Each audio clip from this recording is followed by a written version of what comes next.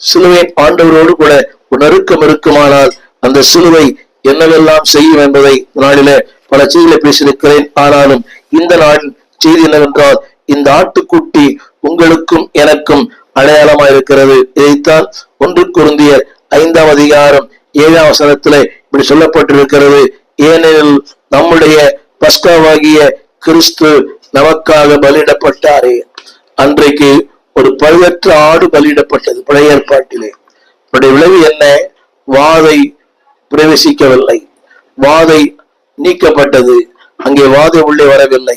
என்னை கேட்டுக்கொண்டு அன்பதே பிள்ளையே, இந்த வாதை உங்களுக்கு வராமல் இருக்க வேண்டுமானால், அழிவு வராமல் இருக்க வேண்டுமானால், நாசங்கள் வராமல் இருக்க வேண்டுமானால், துன்பங்கள் வராமல் இருக்க வேண்டுமானால், இந்த இயேசுவின் ரத்தம் உடைய வாழ்க்கையிலே ஒரு பங்காய் ஒரு பாகமாய் இருக்கும்படி வேண்டுகிறேன். அந்த வசனம் சொல்லுகிறது, அவர் அதாவது அன்றைக்கு பஸ்காவுக்காக அடிக்கப்பட்டது, இன்றைக்கு நம்முடைய பஸ்கா கிறிஸ்து.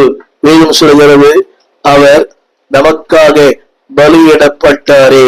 என்னை கேட்டுக்கொண்டிருக்கிற அன்புதே பிள்ளையே, இதைத்தான் அன்றைய ஜனங்கள் சொன்னார்கள். யாத்திராம புஸ்தகம் 12ஆம் அதிகாரம் 3ஆம் வசனத்துல ஒவ்வொருவரும், அந்த வார்த்தை படிக்கிறேன், ஒவ்வொருவரும் வீட்டுக்கு ஒரு ஆட்டுக்குட்டியாக ஒவ்வொருவரும் ஒரு ஆட்டுக்குட்டியை தெரிந்து கொள்ள கடவர்கள்.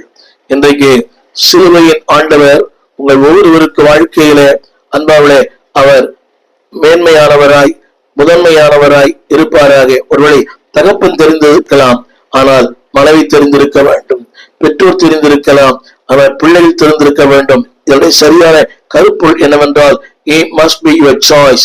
உடைய வாழ்க்கையில அன்பாவளே இந்த சிலுவையை நீ தெரிந்து கொள்ளும் போது, இந்த சிலுவைக்கு உன்னை இணைத்துக் கொள்ளும் போது வாதை இல்லை, அழிவு இல்லை, பாடுகள் இல்லை, போராட்டங்கள் இல்லை, இல்லாமை இல்லை, வெறுமைகள் இல்லை. எனவே என்னை கேட்டுக்கொண்டிருக்கிற அன்பு தேவ பிள்ளையே, இதைத்தான் அப்போஸ்தலர்களின் புஸ்தகம் 2ஆம் அதிகாரம் 22ஆம் வசனத்துல வேதம் சொல்லுகிறது.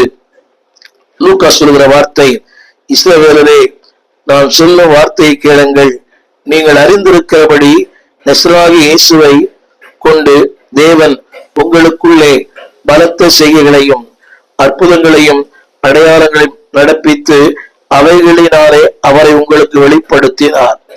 இந்த வார்த்தை படிக்க, சிலுவை உடைய வாழ்க்கையின் சொந்தமாய் மாறும்போது, சிலுவை உடைய வாழ்க்கையின் பங்காய் மாறும்போது, சிலுவை உடைய வாழ்க்கையில அந்த முதன்மையா இருக்கும் போது, அப்போஸ்தலர் 2:22 பலத்த செய்கை, அற்புதங்கள், அடையாளங்கள், அது மட்டுமல்ல அன்பானவர்களே, உடைய வாழ்க்கையை